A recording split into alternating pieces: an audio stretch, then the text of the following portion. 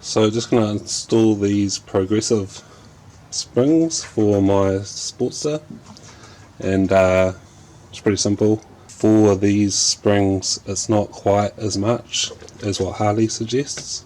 I had to take out that much because you're supposed to have a 5.5 inch air gap with these suspension with these springs. So I've measured a piece of cardboard that's 5.5 inches, and then what I do is I just hold it down flush with the top of the fork and measure that.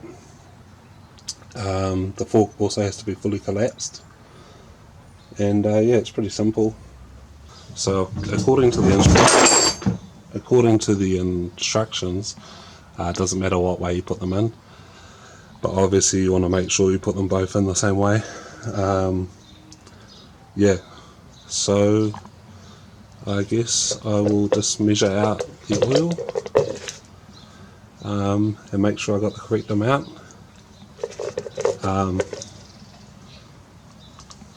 This is how much I had to take out from the other side,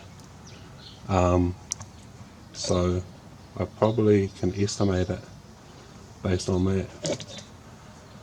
And then you have this spacer for my model, PVC pipe, you have to cut that to size, and there's also a washer that goes in between the spring and the spacer.